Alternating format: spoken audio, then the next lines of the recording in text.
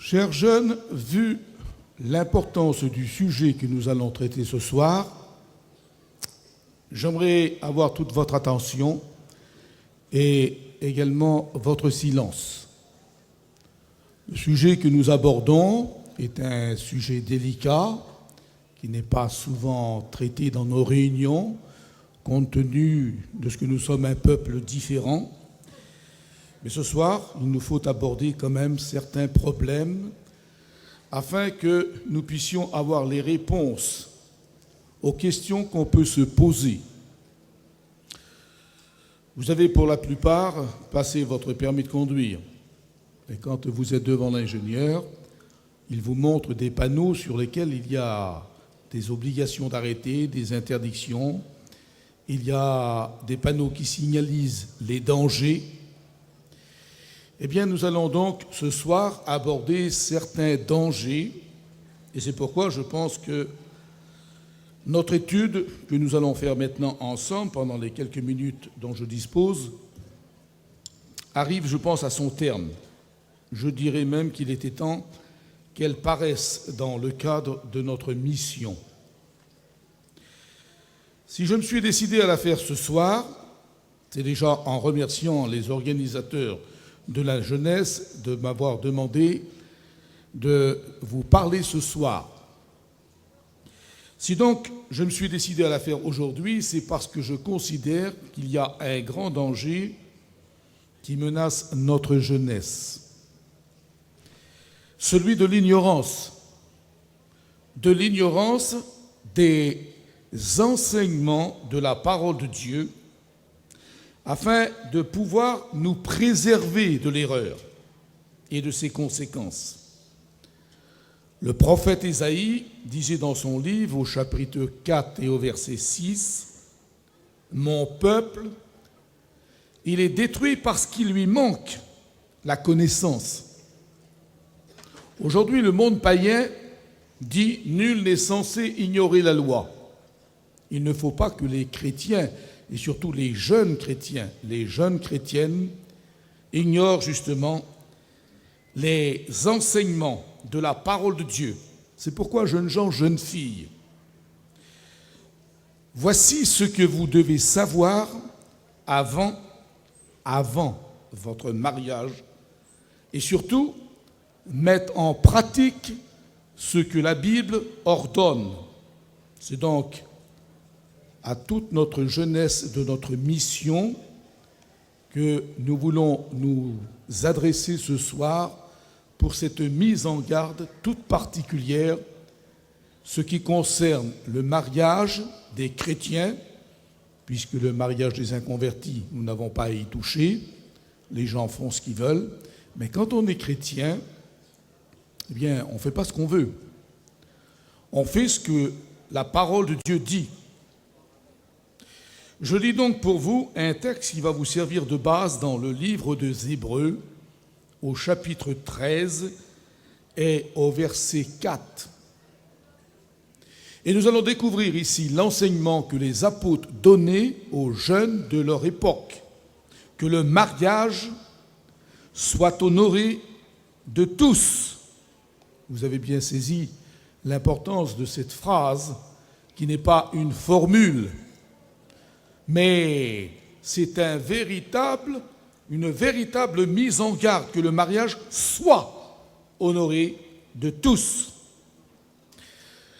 Je vais donc vous parler de mariage ce soir, vous l'avez deviné, de mauvais mariages, des mariages qui ont été des échecs, des mariages qui ont été des tourments. Et je pense que tous les jeunes qui sont ici ce soir sont concernés par ce problème. D'ailleurs, j'aimerais savoir quels sont tous les jeunes qui ne sont pas mariés. Levez voir votre main, s'il vous plaît. Oui, des centaines.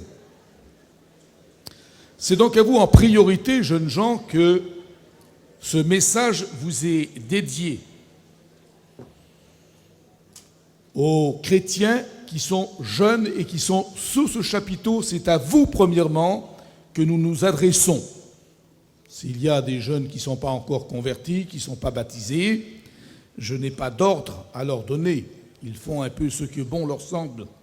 Mais pour les enfants de Dieu, pour les chrétiens, je me permets de vous dire, à vous qui avez tous levé la main, que le mariage, c'est l'étape la plus importante dans l'existence d'un jeune homme, d'une jeune fille, parce qu'il vous engage, non pas pour un jour, une semaine, un mois, un an, mais il vous engage pour toute la vie.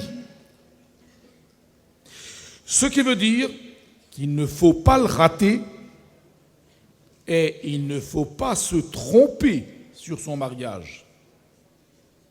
Autrement dit, selon la parole de Dieu, il n'y a pas de mariage à laisser dans la Bible. Ce que font les païens dans le monde. On vit ensemble, on se met ensemble, et puis si ça ne va pas, chacun va de son côté, chacun refait sa vie. Mais ce n'est pas comme ça dans l'Évangile. Il n'y a pas de mariage à laisser.